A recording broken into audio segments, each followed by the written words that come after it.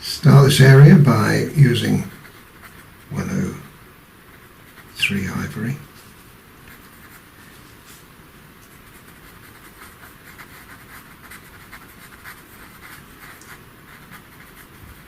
Yep. And then we want 182. Don't press too hard with this because we've got quite a lot of colour to get on here and we haven't got a lot of room to put it in. The only thing I would do is to use, I didn't put any ivory on here, this section, because that's the edge and I want to make that dark. Same here.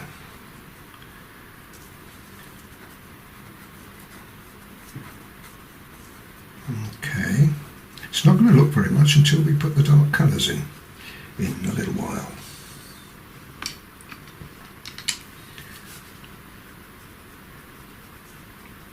.187. Allow the tooth of the paper to do its job here.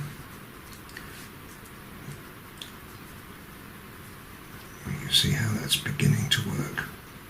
Now let's put the dark colour on. Now what I'm going to use is well, first of all I'm going to use 182 in here to make it a little stronger. It's not going to show up because it's the same colour as the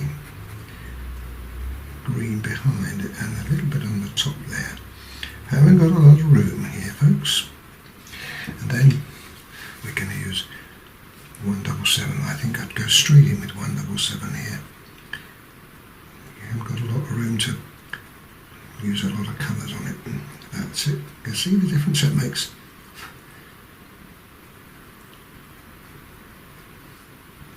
And the same here. Now you can't go down that side because this is where the shadow is. And then at the same time that can be now put in, shadow can be put in here.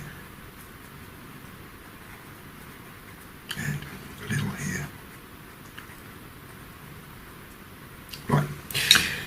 Now, touch of, let's see if we can get away with ivory. A little bit of ivory on this edge. Now you see we can't really because it merges with the sky. So that means I've got to do something else there. We've got to use I think we'll have to use 182. Just I don't like putting lines around, but sometimes you've got no choice. Because I can't lighten the sky or darken the sky. Well I can, but it won't work very well, so we've got to make it work.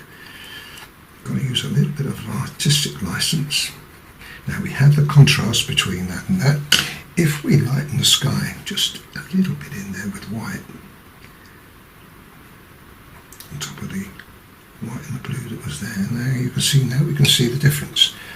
Then, very, very carefully, I think I'm going to use 283 for this, use the dark colour just to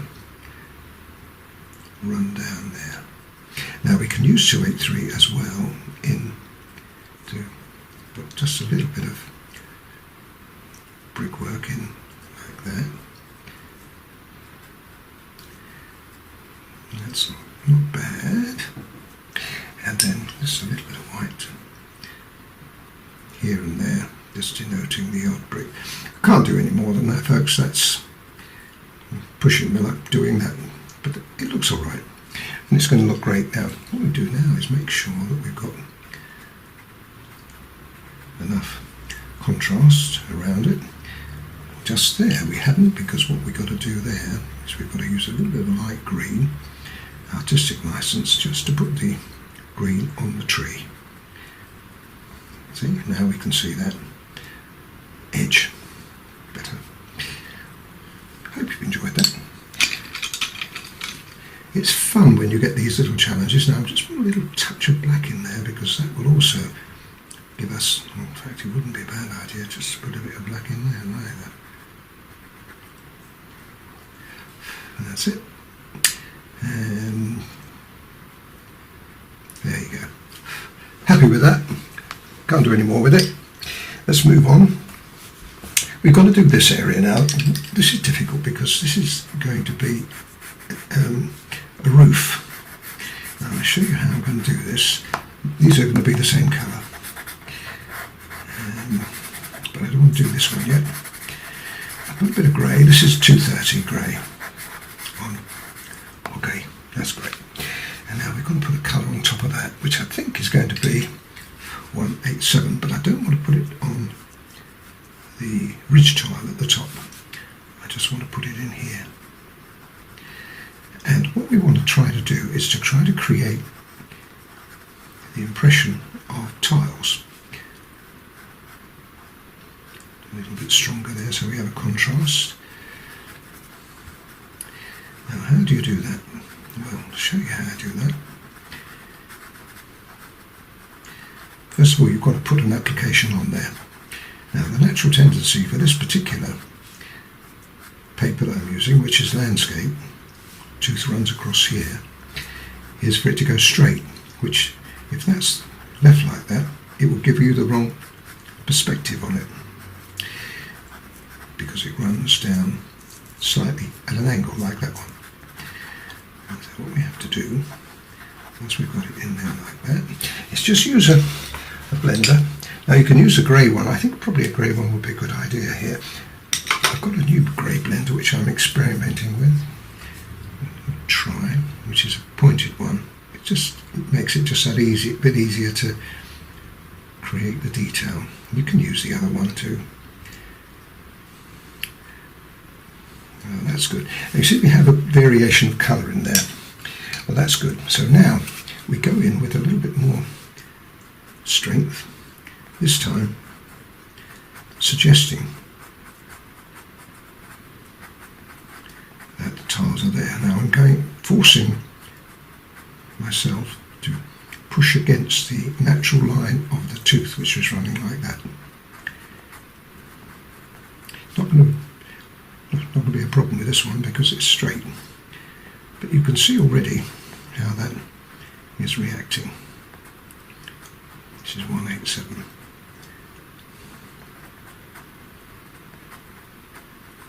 And we've already got the tiles there, haven't we? So just make it just a little bit more obvious by putting 283 in as well. Them down there, along there. And now we can put that in a little stronger now. And we do 283 exactly the same, following the same line that you've done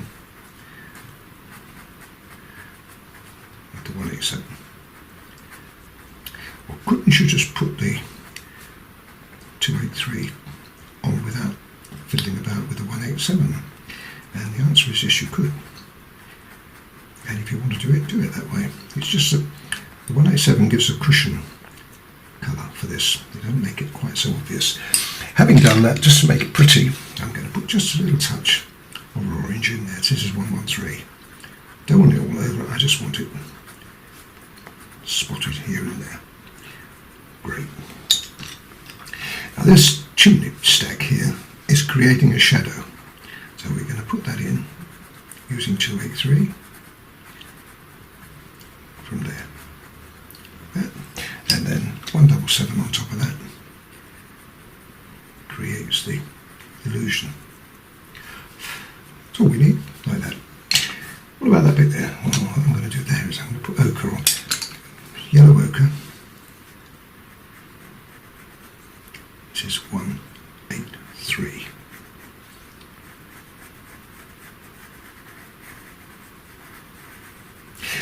Lovely.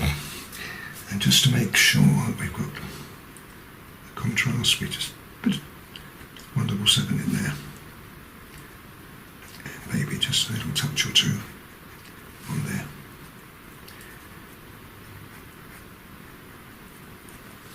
And just a little more. I think 283 would be the colour to use here. Just a little bit more down. It just adds a bit of weight to the picture. Perfect.